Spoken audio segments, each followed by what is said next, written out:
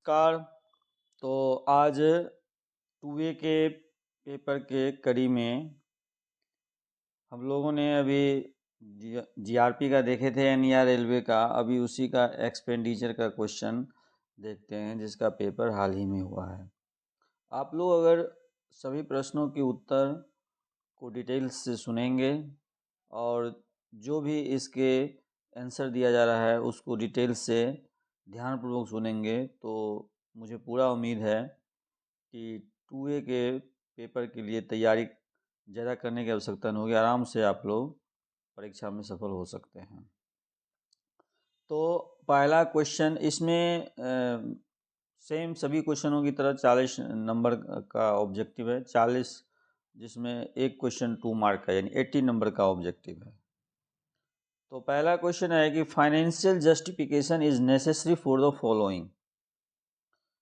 वित्तीय औचित्य जो है किसके लिए आवश्यक है?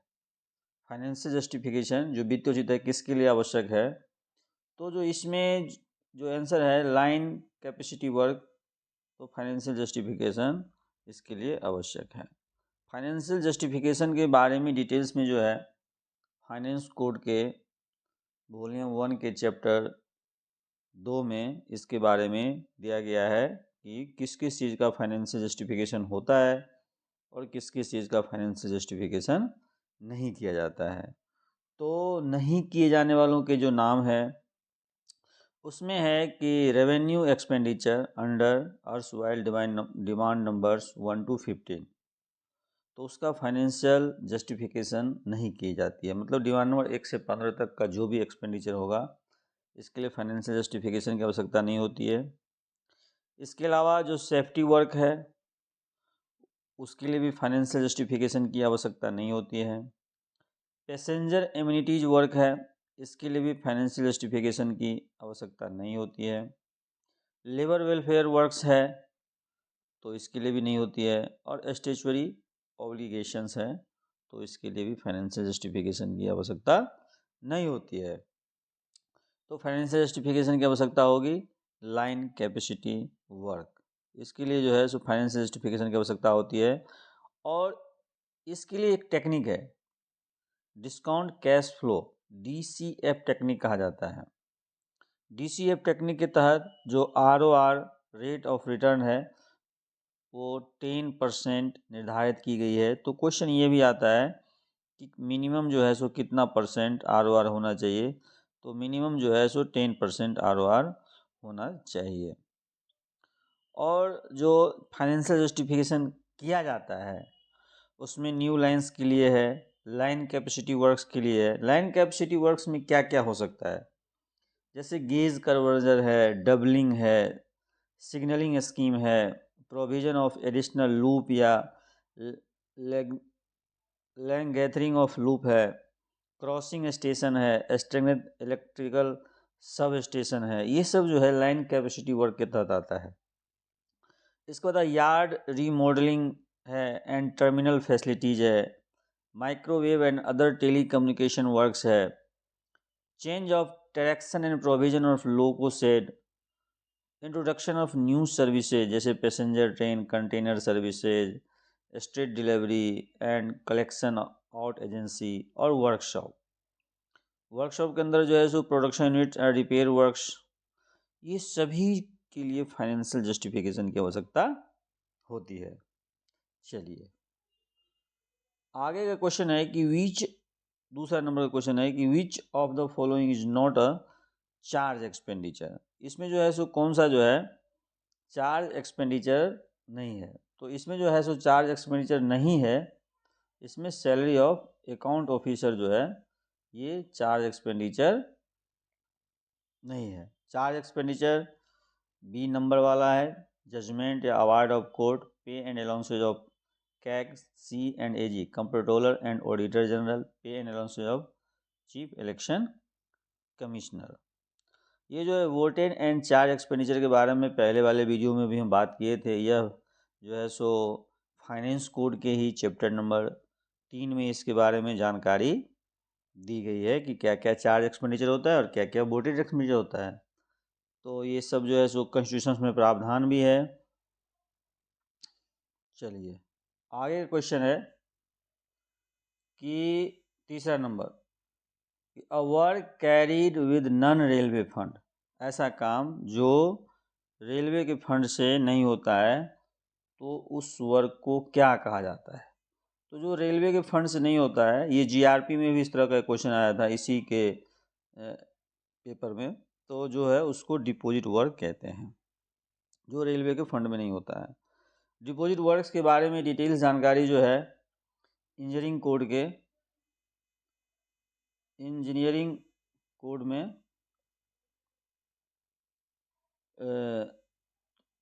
1843 पैरा नंबर है, इसमें है पैरा नंबर 1843 में इसके बारे में जानकारी दी गई है।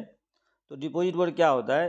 The term deposit work is applied to work of construction और repair the cost of which is met not out of railway fund but out of fund from non railway sources, works executed by a railway for other government department, municipalities and other local bodies and private firms and individuals fall under this category, उसको कहा जाता है deposit work. तो deposit work का जो expenditure होता है वो रेलवे के फंड से नहीं किया जाता है, गैर रेलवे निधि से किया जाता है। अभी ये देखिए डिमांड नंबर से रिलेटेड क्वेश्चन है कि operating expenses of fuel is booked to demand number, fuel का जो खर्चा है कौन से डिमांड नंबर में है, तो फ्यूल का खर्चा जो है सो डिमांड नंबर 10 में है। जैसे कि मैं हर एक वीडियो में कहता हूँ कि एक 2A की तैयारी करने वाले हो, 3A की तैयारी करने वाले हो, LDC की तैयारी करने वाले हो, किसी भी डिफरेंट डिपार्टमेंट के LDC की तैयारी कर रहे हो, तो जो बेसिक नॉलेज है कि सभी डिमांड का नाम याद रखना ज़रूरी है। तो और इसमें से एक आध क्वेश्चन आ जाता है जिसमें जैसे जो 16 डिमांड है सभी का नाम याद रखना है। डिमांड नंबर 10 जो है ऑपरेटिंग एक्सपेंसेस फ्यूल है। अब जैसे इसमें दिया हुआ है डिमांड नंबर 7, तो डिमांड नंबर 7 जो है repair and maintenance plant and equipment, ये डिमांड नंबर 7 का है। उसी तरह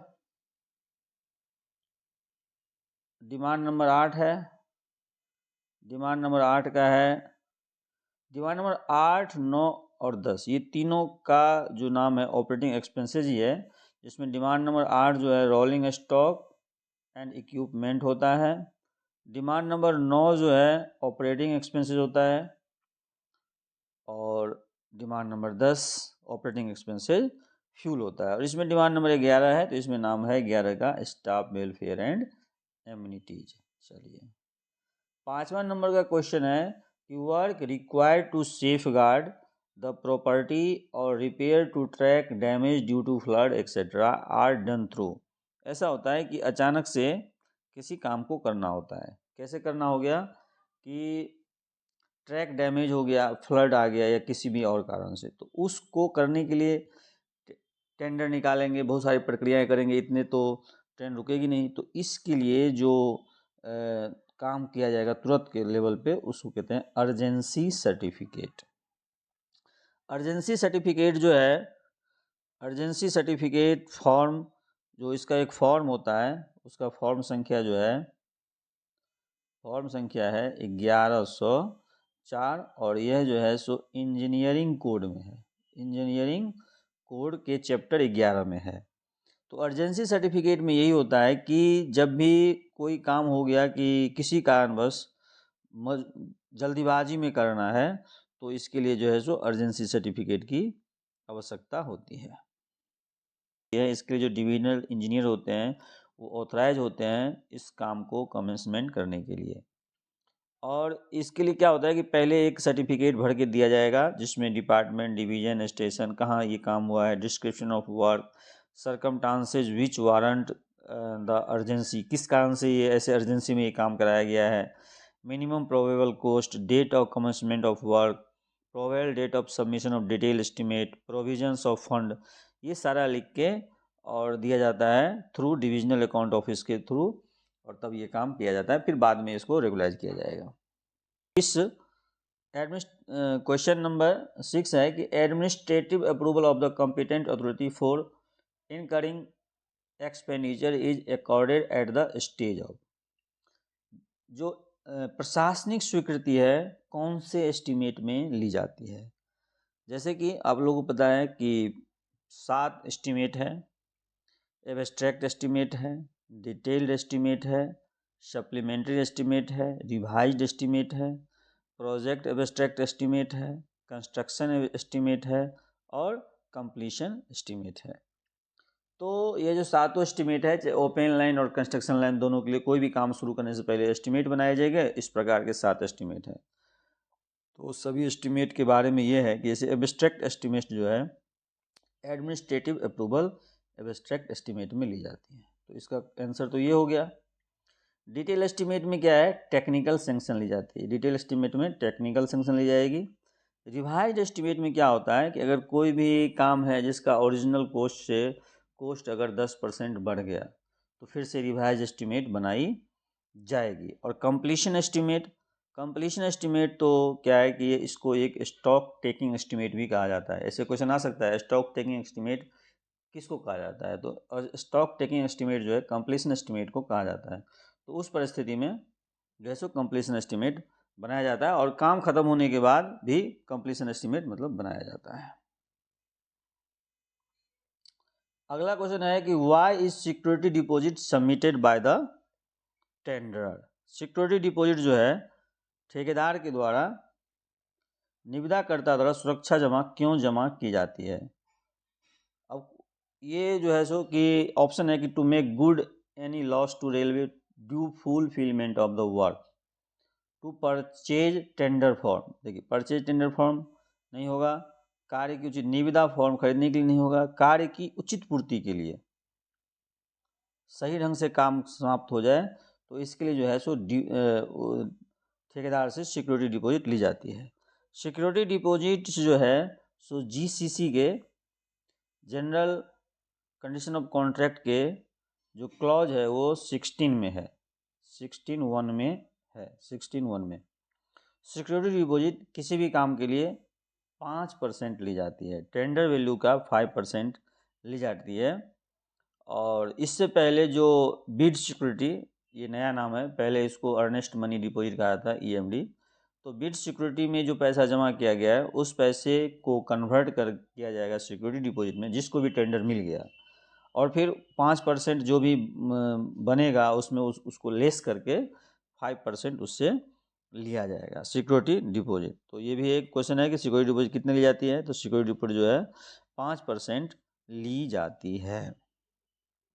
सिक्योरिटी डिपॉजिट को रिफंड कब किया जाएगा, ये मेन क्वेश्चन है। टेंडर ठेकेदार से पैसा सिक्योरिटी डिपॉजिट के तौर पर लिया गया तो उसको कब रिफंड किया जाएगा, तो जब फाइनल पेमेंट हो जाएगा ऑफ द कॉन्ट्रैक्ट।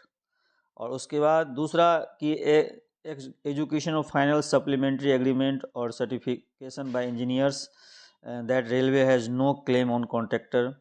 मतलब जो जहाँ भी काम हो रहा है वहाँ के इंजीनियर ने एक सर्टिफिकेट बना कर दे दिया कि अब इस के ऊपर कोई भी बकाया नहीं है तो भी मिल जाएगा। और maintenance certificate issued on expire of the maintenance period. अगर किसी काम में मेंटेनेंस पीरियड है तो मेंटेनेंस सर्टिफिकेट इशू करने के बाद भी उसको सिक्योरिटी डिपॉजिट दे दी जाएगी।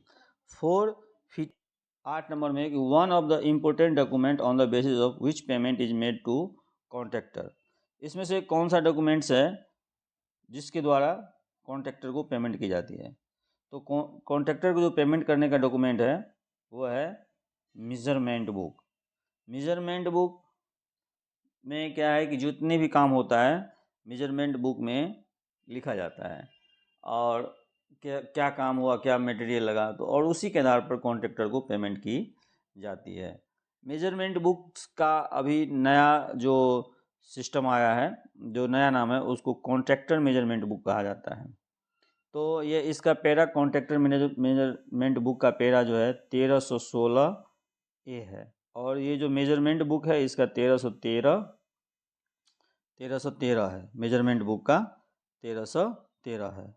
तो अभी जो नया वाला ये कॉन्ट्रैक्टर मेजरमेंट बुक है, इसमें क्या है कि कॉन्ट्रैक्टर ही मेजरमेंट करता है उसके इंजीनियर, और अगर वो इंजीनियर अपना बदलना चाहे तो इसके लिए पहले रेलवे को बताना होगा कि मुझे इंजीनियर बदलना है, तो कॉन्ट्रैक्टर ही कॉन्ट्रैक्ट मैनेजमेंट बुक पे अपना लिखता है। चलिए 9 नंबर में क्वेश्चन है, pick correct order in accounting classification for works. देखिए वर्क्स का हो या रेवेन्यू का हो, 8 डिजिट का एलोकेशन होता है, 8 डिजिट का एलोकेशन होता है। एलोकेशन इट मीन्स कि जो भी एक्सपेंडिचर होता है तो उसको जो बुक किया जाता है खर्चे को कि कहाँ पर रखा जाता है तो उसको एलोकेशन कहा जाता है। तो वर्क्स कॉन्ट्रैक्ट के ये इसमें वर्क्स कॉन्ट्रैक्ट के मामले में पूछा जा रहा है। तो वर्क्स कॉन्ट्रैक्ट में क्या होता है, सबसे पहले सोर्स कोड होता है। सोर्स कोड के बारे में मैं बहुत सारे वीडियो में बोल रखा हूँ। जैसे कि कैपिटल है तो इसका 20 है, डीआरएफ का 21 है, तो ये हो गया आपका सोर्स कोड। और उसके बाद जो होगा सोर्स कोड के बाद होगा प्लान हेड। सपोज कीजिए कि अगर प्लान हेड 11 में काम होना है तो प्लान हेड 11 और डिटेल हेड, प्लान हेड का जो सब हेड होगा 1110 या जो भी हो 1111 1112 जिस प्रकार का एक्सपेंडिचर होगा। तो ये 6 हो गया। और लास्ट वाला जो होता है वो होता है प्राइमरी यूनिट, किस चीज़ में खर्चा हुआ है। तो इस तरह जो है 8 डिजिट का होता है वर्ष का। और इसी तरह जो है सो रेवेन्यू का भी 8 डिजिट का ही एलोकेशन होता है। रेवेन्यू एक्सपेंडिचर भी 8 डिजिट का ही होगा। सपोज कीजिए कि किसी अकाउंट का एक्सपेंडिचर है अकाउंट्स डिपार्टमेंट का, तो उसका तो उसमें क्या होता है कि शुरू में जो है सो 2 डिजिट डिमांड नंबर होता है, और उसके बाद उसमें डिटेल हेड, जैसे अकाउंट का 200 है तो 211, और उसमें फिर वही उसमें भी पीयू, ऐसे 210 211 जिस प्रकार का एक्सपेंडिचर होता है तो ये होता है। तो समझ गए। तो 9 नंबर का जो आंसर है ये है D number, source, plan head, सब हेड और प्राइमरी यूनिट। क्वेश्चन नंबर 10 है कि for the accounting of the salary payable in March two staff in the same month which is actually paid in the month of April in the next year, तो विच suspense head is operated. तो ये वाला question GRP वाले question में भी हम लोग चर्चा किए थे। तो उसको बोलते हैं डिमांड पेबल। जब मार्च महीने की सैलरी अप्रैल महीने में पेड की जाती है, तो मार्च महीने में जो अकाउंटिंग किया जाएगा उस पैसे को जहां रखा जाएगा उसको बोलते हैं डिमांड पेएबल। तो डिमांड पेएबल जो है इसके लिए यूज आता है। इसमें डिमांड पेएबल, डिमांड रिकवरेबल, यह एक तरह से लिंक हेड भी है। गवर्नमेंट अकाउंट और कमर्शियल अकाउंट को जोड़ने का यह एक लिंक हेड भी है। चलिए 11, अच्छा इसी में 11 नंबर का क्वेश्चन है कि sanctions work costing below 2.5 crore 2.5 crore are exhibited in the pink book under the heading. तो 2.5 करोड़ से जो नीचे वाला होता है उसको बोलते हैं list of approved work, LAW, list of approved work. 2.5 crore से नीचे वाले को इसमें रखा जाता है और 2.5 करोड़ से ऊपर वाले को पिंक बुक में रखा जाता है। 11 नंबर हो गया। 12 नंबर का क्वेश्चन है कि the transfer of fund originally assigned for expenditure on a specific object to supplement the fund sanction for another object is called. जब फंड का ट्रांसफर ओरिजिनली जिस चीज़ के लिए असाइन किया गया था, जिस चीज़ के एक्सपेंडिचर के लिए असाइन किया गया था, अब क्या हो गया कि दूसरे काम के लिए, ऑब्जेक्ट के लिए उसको यूज किया जाएगा, तो उसको क्या कहते हैं, उसको कहते हैं रीअप्रोप्रिएशन। रीअप्रोप्रिएशन के बारे में हम लोगों ने चर्चा कर रखा था। यही कि आप अगर वीडियो को देखते हैं लगातार तो क्या होता है कि कोई भी अलग अलग रेलवे का, हमने PLW का क्वेश्चन देखा था, अभी ये NER रेलवे का है, हमने NR रेलवे का क्वेश्चन देखा, तो आपको घूम फिर के वहीं पर आएगा। तो इसीलिए अगर आप ध्यान से देखिएगा तो क्वेश्चन आराम से सॉल्व कर सकते हैं। रीअप्रोप्रिएशन के बारे में जो है सो फाइनेंस कोड वॉल्यूम 1 के पैरा नंबर 375 से लेके 381 तक दिया गया है। तो ये जो रीअप्रोप्रिएशन है इसका जो मुख्य ऑब्जेक्ट है कि जो भी पैसा किसी एक ओरिजिनली किसी काम के लिए असाइन किया गया था अगर उसमें से एक्सपेंडिचर नहीं हो पाया, उसमें पैसा रह गया, तो उस फंड को किसी दूसरे ऑब्जेक्ट में यूज कर लिया जाए तो उसको कहते हैं रीएप्रोप्रिएशन, पुनर्विनियोग कहते हैं, पुनर्विनियोग। और अलॉट किया गया है, रेलवे बोर्ड का अलग पावर है और जोनल लेवल पे अलग पावर है। जोनल जैसे कि revenue within the same primary unit under same sub major head, मतलब एक ही डिमांड नंबर के अंदर जो है सेम प्राइमरी यूनिट में जोनल लेवल वाले कर सकते हैं। और from one work in same plan head same source finance subject to residual grant being not less than 1000, और to another work in same plan head same source of finance subject to residual grant being not less than 1000। हाँ, और इसी तरह जो है from one work of law book item sanction under pink book costing 2.5 crore, और to another work of law book LAW books item sanction under pink book costing 2.5 crore. तो इसमें इनको अलाउड किया गया है जोनल रेलवे को, और नहीं अलाउड किया गया जैसे रेवेन्यू का पैसा है उसको कैपिटल में नहीं कर सकते हैं, या कैपिटल का है उसको रेवेन्यू में नहीं कर सकते हैं, वोटेड का है उसको चार्ज में नहीं कर सकते हैं, पैसा चार्ज के लिए है तो उसको वोटेड में नहीं कर सकते हैं, या वन सोर्स ऑफ फाइनेंस जैसे DF का पैसा DRF में नहीं कर सकते हैं। इस तरह से एक ग्रांट का दूसरे ग्रांट में नहीं कर सकते हैं, एक प्लान हेड का दूसरे प्लान हेड में नहीं कर सकते हैं। ये सब की किसी विशिष्ट उद्देश्य पर व्यय के लिए मूल रूप से आवंटित धन को किसी अन्य उद्देश्य के लिए स्वीकृत धन के पूरक के रूप में हस्तांतरित करने को कहा जाता है पुनर्विनियोजन। क्वेश्चन नंबर 13 है कि which of the following is not a contingent office expenditure, कौन सा आकस्मिक कार्यालय व्यय नहीं है। आकस्मिक कार्यालय व्यय जो है आप नाम से आपको लगेगा कि ये नहीं होना चाहिए, जैसे स्टेशनरी एक्सपेंडिचर, ये तो आकस्मिक है, कब स्टेशनरी खत्म हो जाएगा क्या। Convenience charges, rent on land, ये आकस्मिक व्यय नहीं होगी, ये तो फिक्स है, तो रेंट ऑन लैंड जो है आकस्मिक व्यय नहीं है। क्वेश्चन नंबर 14 है what are the power of C&AG। C&AG को कंप्ट्रोलर एंड ऑडिटर जनरल कहा जाता है, और उनका जो काम है वो है ऑडिट का, तो इनका पावर जो है ऑडिट का है। कंप्ट्रोलर और ऑडिटर जनरल के बारे में ये है कि इनका जो फंक्शन है संविधान में, कॉन्स्टिट्यूशन ऑफ इंडिया में लिखा गया है आर्टिकल 148 टू 151, ये आर्टिकल है। इसमें कंप्ट्रोलर एंड ऑडिटर जनरल के बारे में है, इनके बारे में कि कैसे इनका गठन होगा, कि इनकी सैलरी, इनका पावर, ये 148 टू 151 आर्टिकल्स में है।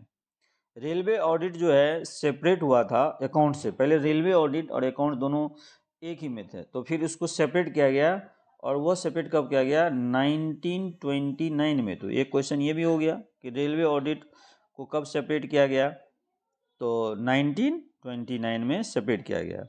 इनके जो रेलवे बोर्ड लेवल पे अधिकारी होते हैं उनका नाम deputy C&AG of India railway, और जो जोनल लेवल पे होते हैं डायरेक्टर जनरल ऑफ ऑडिट या प्रिंसिपल डायरेक्टर ऑफ ऑडिट होते हैं। अगला क्वेश्चन है 15 नंबर का क्वेश्चन कि items place in objection works can be cleared. जो आइटम्स है आपत्ति पुस्तक, एक आपत्ति पुस्तक होता है, तो आपत्ति पुस्तक में क्या होता है कि आप अगर ऑब्जेक्शनल एक्सपेंडिचर के बारे में जो जानकारी है कि ऑब्जेक्शनल एक्सपेंडिचर जो है यह जो है सो अकाउंट्स कोड के पैरा नंबर 844 में है। अकाउंट्स कोड का पैरा नंबर 844 में ऑब्जेक्शनेबल एक्सपेंडिचर के बारे में विस्तृत जानकारी है। तो उसमें यह है कि there should ordinarily be no irregular payment in connection with expenditure subject to pre check. ऐसा कोई भी एक्सपेंडिचर नहीं होना चाहिए इरेगुलर, और पहले चेक करके ही करना चाहिए। फिर भी अगर हो गया तो उसको क्लियर करने का जो सिस्टम है, तो इसमें क्वेश्चन ये था कि when sanction of expenditure is obtain, when expenditure executive give written request for withdrawal of objection, when work is started to have been completed by the contractor, when sanction of expenditure is obtained from competent authority, जब उसको competent authority द्वारा स्वीकृत किया जाएगा, कर दी जाएगी, तो उसको आपत्ति पुस्तक में रखे गए आइटम को हटाया जाएगा। इसमें बहुत सारे कारण हो सकता है जो जिसके कारण जो है सो ऑब्जेक्शनल एक्सपेंडिचर में रखा जाता है। और जो क्लासिफिकेशन किया गया है ऑब्जेक्शन बुक को 5 कैटेगरी में, इसमें क्या है, want of sanction expenditure, want of sanction appropriation, excess over sanction estimate, excess over sanction appropriation और मिसलेनियस में irregular personal claim, absence of voucher, breach of financial rules, provisional acceptance of allocation of estimate. इसकी वजह से जो है सो objection register में expenditure को रखा जा सकता है, लेकिन उसको फिर जब कॉम्पिटेंट अथॉरिटी उनको सैंक्शन कर देगा तो उसको वहाँ से हटा दी जाएगी। 16 नंबर क्वेश्चन है कि LOA, LOA को क्या कहते हैं? LOA का मतलब होता है लेटर ऑफ एक्सेप्टेंस। LOA को बोलते हैं लेटर ऑफ एक्सेप्टेंस।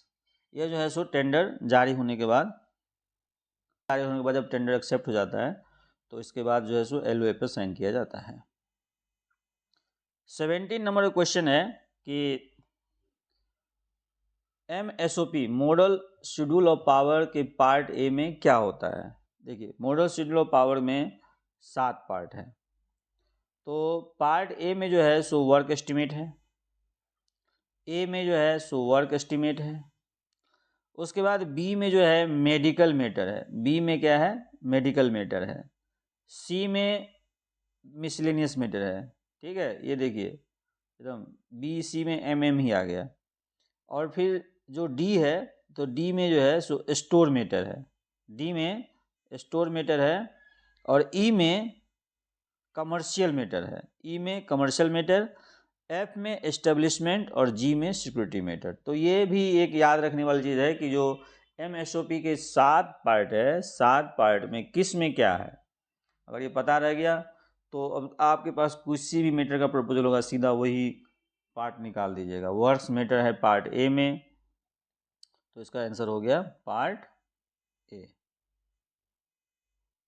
18 नंबर का क्वेश्चन है कि the expenses of retirement benefit of DCRG are charge to demand number. जो भी रिटायरमेंट बेनिफिट है वह जो है डिमांड नंबर 13 में होता है चार्ज। डिमांड नंबर 13 में रिटायरमेंट बेनिफिट, 11 में जो है सो स्टाफ वेलफेयर, 12 का नाम है मिसलेनियस जो है 12 का नाम है। तो अभी आज के लिए इतना ही रहते हैं, अगले वीडियो में इसको देखेंगे कोशिश करके कि पूरा एक ही वीडियो में ख़त्म हो जाए जो भी क्वेश्चन दिया गया है। तो आप लोग को अच्छा लगे तो लाइक कीजिए। धन्यवाद।